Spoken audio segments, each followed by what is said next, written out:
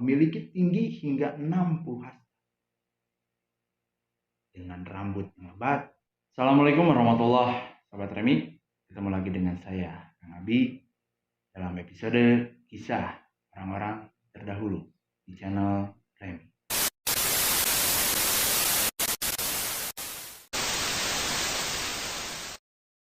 Dalam kesempatan kali ini, saya akan menceritakan sebuah kisah orang-orang terdahulu, yaitu bapaknya para manusia. Tidak lain dan tidak bukan, yaitu Nabi Adam. Allah Subhanahu wa Ta'ala menciptakan Nabi Adam sebagai manusia pertama di dunia, sebagai umat Islam. Mempercayai adanya Nabi dan Rasul merupakan salah satu rukun iman. Penciptaan Nabi Adam dituliskan oleh Allah dalam Al-Quran. Surat Al-Baqarah ayat 30-39. Dijelaskan, para malaikat sempat bertanya tujuan penciptaan manusia yang bisa membuat kerusakan di bumi. Tetapi Allah menjawab hal itu dengan bijaksana. Dalam Al-Quran surat Al-Baqarah ayat 30 yang artinya, dan ingatlah ketika Tuhan berfirman kepada para malaikat, Aku hendak menjadikan khalifah di bumi. Mereka berkata, apakah engkau hendak menjadikan orang yang merusak dan menumpahkan darah di sana? Sedangkan kami, para malaikat, bertasbih memujimu dan mencintai namamu. Dia berfirman, sungguh aku mengetahui apa yang tidak kamu. Dikutip dari buku Kisah Para Nabi oleh Ibnu Katsir, Nabi Adam diciptakan oleh Allah Subhanahu wa Ta'ala dari tanah dengan hanya mengucapkan perintah kun fayakun. Maka jadilah. Sebagaimana firman Allah Subhanahu wa Ta'ala dalam Al-Quran surat Al-Imran ayat 59. Yang artinya, sesungguhnya perumpamaan penciptaan Nabi Isa bagi Allah seperti penciptaan Nabi Adam. Dia menciptakan dari tanah, kemudian dia berkata kepadanya, jadilah. Maka jadilah. Dalam hadis riwayat Bukhari, Nabi Muhammad SAW bersabda bahwa Nabi Adam memiliki tinggi hingga 60 hasta dengan rambut yang lebat. Sesungguhnya Allah telah menciptakan Adam dalam bentuk seorang laki-laki yang tubuhnya sangat tinggi dan rambutnya sangat panjang dan lebat. Tubuhnya seperti buah kurma yang menjulang sangat tinggi.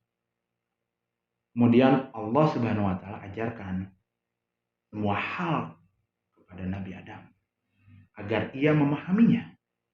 Hal ini dijelaskan dalam Quran surat Al-Baqarah ayat 31. Yang artinya, dan dia ajarkan kepada Adam nama-nama benda semuanya.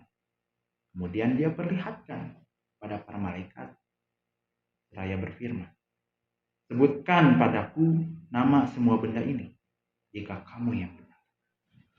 Setelahnya, Allah menciptakan Siti Hawa dari tulang rusuk Nabi Adam sebagai pasangannya. Hal ini tertulis dalam Quran surat An-Nisa ayat 1. Artinya, wahai manusia, bertakwalah kepada Tuhanmu yang telah menciptakan kamu dari diri yang satu, Adam, dan Allah menciptakan pasangannya, Hawa, dari dirinya. Dan dari keduanya Allah memperkembangbiakan laki-laki dan perempuan yang banyak. Bertakwalah kepada Allah dengan namanya. Kamu saling meminta dan peliharalah hubungan kekeluargaan. Sesungguhnya Allah selalu menjaga dan mengawasi. Kemudian Allah persilahkan Nabi Adam dan Siti Hawa untuk tinggal di surga dan menikmati semua nikmat. Hanya saja Allah melarang Nabi Adam dan Nabi Hawa untuk mendekati salah satu pohon di dalam surga yang tertulis dalam surat dalam Al-Quran.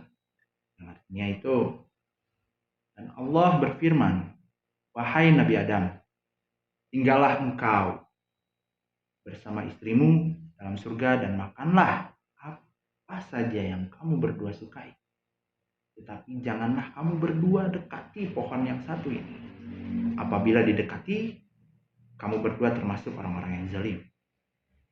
Namun sayang, iblis menggoda Nabi Adam dan Siti Hawa untuk memakan buah yang dilarang oleh Allah Subhanahu wa taala.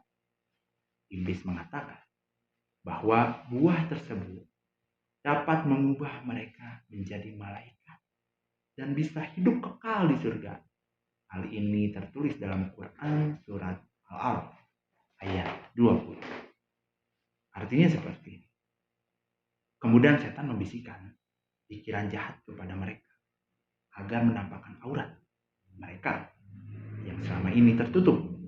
Dan setan berkata, Tuhanmu hanya melarang kamu berdua mendekati pohon ini agar kamu berdua tidak menjadi malaikat atau tidak menjadi orang yang kekal di dalam surga.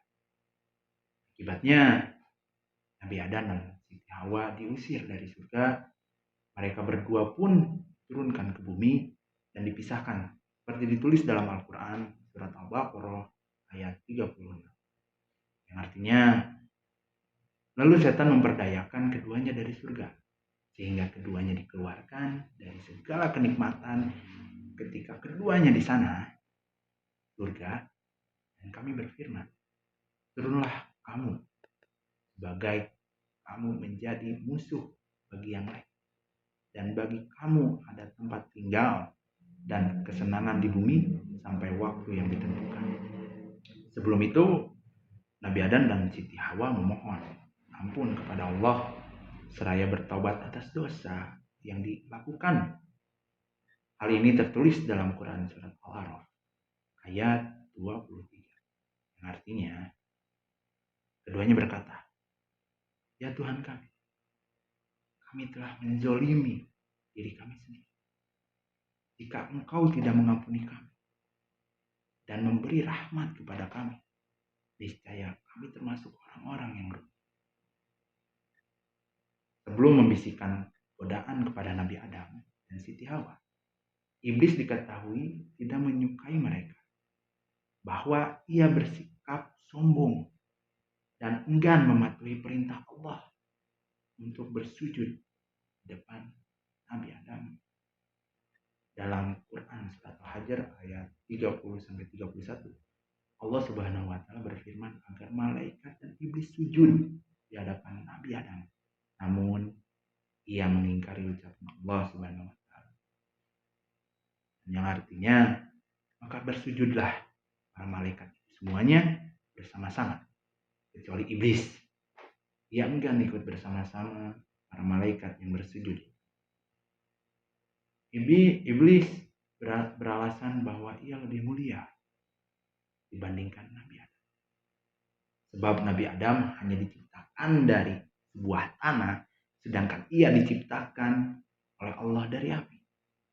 Allah Subhanahu wa taala pun mengusir iblis dari surganya sesuai dalam Quran surat Al-A'raf ayat 18. Yang artinya Allah berfirman, keluarlah kamu dari sana, surga, dalam keadaan terhina dan terusir. Sesungguhnya barang siapa di antara kalian, di antara mereka, ada yang mengikutimu, pasti akan aku isi neraka jahanam dengan kamu semua. Allah menciptakan Nabi Adam dengan tujuan hendak menjadikan ia sebagai khalifah pertama di bumi. Hal itulah mukjizat yang diterima Nabi Adam dan Allah, seperti disebutkan dalam Quran surat Al-Baqarah ayat 30. Kemudian Allah juga akan menjadikan keturunan-keturunan Nabi Adam sebagai khalifah sesuai dalam Quran surat An-Naml ayat 62 yang berbunyi, bukankah dia Allah yang memperkenankan doa orang yang dalam kesulitan apabila dia berdoa kepadanya dan menghilangkan kesusahan dan menjadikan kamu manusia sebagai khalifah pemimpin di bumi. Apakah di samping Allah ada Tuhan yang lain? Sedikit sekali nikmat Allah yang kami. Usai diusir dari surga, Nabi Adam terpisah dengan Siti Hawa. Berdasarkan riwayat Hasan, Adam diturunkan di wilayah India, sedangkan Hawa, Jeddah. Iblis diturunkan di wilayah Dastimiyah di Basroh, sementara ular diturunkan di wilayah Isbahan. Kemudian Ibnu Abi Hatim meriwayatkan dari A.S. Sadiq, ia berkata, Adam turun di India, bersamanya turun pula Hajar Aswad. Beliau membawa segenggam daun surga di tangannya. Sesungguhnya Adam menyebarkan daun itu di India sehingga tumbuhlah pohon yang bagus. Sementara itu Ibnu Umar meriwayatkan Adam diturunkan di sofa, sedangkan Hawa di Marwah. Mereka pun dipertemukan oleh Allah di Jebal Rahmat dan bersatu kembali. Dan itulah kisah orang terdahulu, yaitu Bapa para manusia. Dalam kisah ini kita bisa mengutip sedikit. Iblis hanya melakukan satu kesalahan yang bisa membuat dirinya diusir dari surga. Begitupun Nabi Adam membuat satu kesalahan yang membuat dia bertobat seumur hidupnya, meminta pertobatan kepada Allah. Mereka hanya melakukan satu kesalahan. Nabi Adam yang tidak patuh terhadap perintah Allah, dan iblis yang sombong dan angkuh, enggan mengikuti perintah, mentaati perintah. Maka dari itu, jauhilah sifat kita dari sombong dan taatlah patuhilah Allah Subhanahu wa Ta'ala. Itu saja untuk kesempatan kali ini.